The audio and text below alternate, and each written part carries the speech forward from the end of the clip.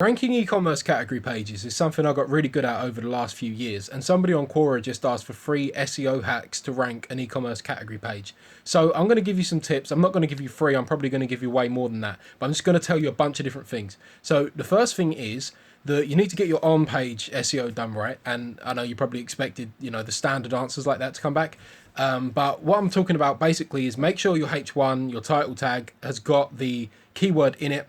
And you also want to use modifiers, keyword modifiers, especially ones that have commercial intent. So I like to call my pages things like buy, product category, online, with free delivery, for example, if it's got free delivery or some sort of benefit. So I would advise having keyword modifiers, so that have commercial intent, before and after. Buy and online are both with commercial intent.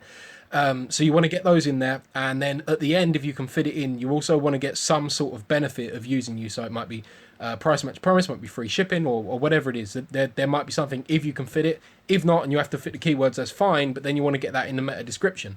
So yeah, meta description again also needs to convey some sort of reward if you possibly can, so you can get that overall click-through rate long term, because click-through rate is a big ranking factor. And although you might be sitting on the third page right now, when you do the rest of the things I'm about to teach you to actually get it onto the first page, you need those positive signals in Google for you to actually stay there and also move up a little bit higher. So first thing is get that on-page SEO done right.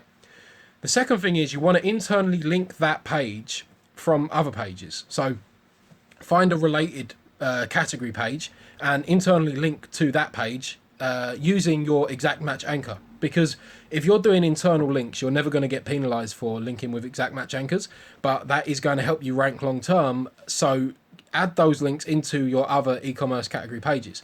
The next thing you want to do, and this is something I usually do when the keywords are a little bit more competitive, is you want to build out a blog post. Okay, so an in-depth blog post, and it's got to be good. It can't be rubbish, because what you need, some people will try this method that I'm talking about, and they'll just build out, it's 1,000, 2,000 words of just drivel that mentions the keyword. All you want to actually do, right, is take that category, the e-commerce category, whatever that is. Let's go with the example of washing machine, and we're going to say, what is some sort of keyword. So bung that washing machine in Ahrefs and have a look at the questions that come back. And you might have like, what does spin on a washing machine mean? That's one I wrote, by the way. You might have that, and you might want to target that and explain it. And you want to really break it down, exactly what it means. And then you want to break down after that exactly what spin speeds are best for which types of people, and really go into it deep and make sure that that article covers a bunch of different things that get searched. So that article becomes incredibly authoritative. Then what you do is link that article to your e-commerce category page.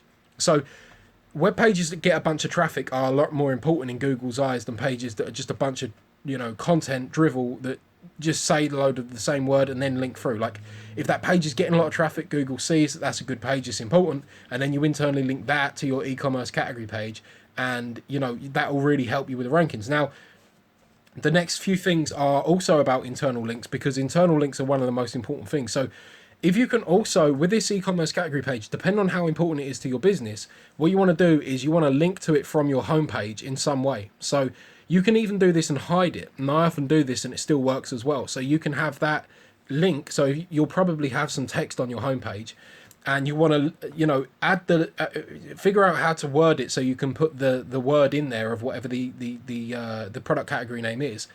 And then you want to link to that page from the homepage, because links from the homepage to deep pages are worth more than deep page to deep page, right? So that really helps you spread out that URL rating, page authority, whatever metric you use, by doing that. So that's that thing.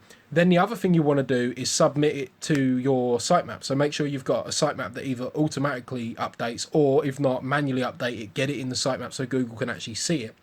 And then the other thing is, something else that really shows Google how important your page is if you add it to your main menu. So if you can, without it completely ruining the user experience. And if you've got tools like Hotjar, or even the Google Analytics plugin for Chrome, you can see whether or not it's actually going to ruin the user experience by just seeing where people click. And if people aren't clicking, on things of that nature, then it's fine to just put it in there. You want Google to see that because you add that to your main menu, and now every page has got a link to it. So you're passing a bunch of, page authority, URL rating to that specific e-commerce category page. So you want to be doing that as well if you can, without it looking completely out of place and confusing the hell out of people that are, trying to use the website.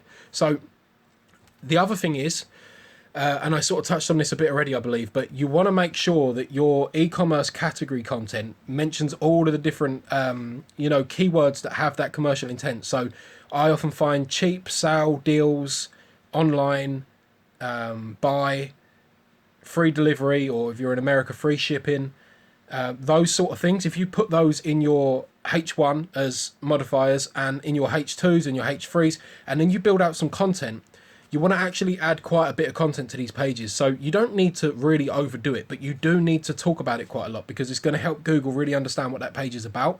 Now, there's a lot of advice that goes against what I'm saying right now, but you can even look at someone like Amazon and see that they're doing this as well.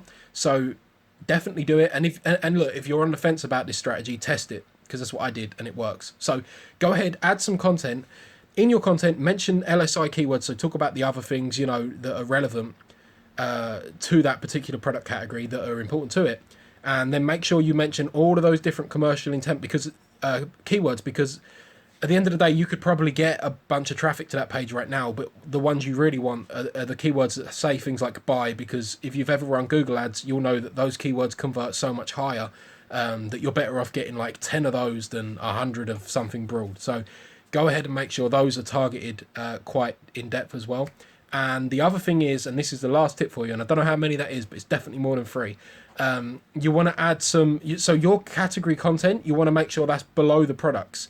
So some people will advise you to add it above the products. That's crazy. Don't do that, because what you're doing, if you add that content above your actual products, you're pushing the products below the scroll. Now, the intent of the person that is typing in washing machine is to see some washing machines. If they hit a page and it's got a bunch of text there, and then they actually go through and they see a big article, your bounce rate goes up. Because at the end of the day, what you've always got to make sure with this whole online marketing game is that you give people what they want. Because if you don't, they're going to bounce off and find it somewhere else. So put the content below the products so people don't have to scroll down, because if they scroll down, they'll hit back. And if you've ever looked at a heat map on a website, you'll see how true this is, because everyone sees everything above the scroll.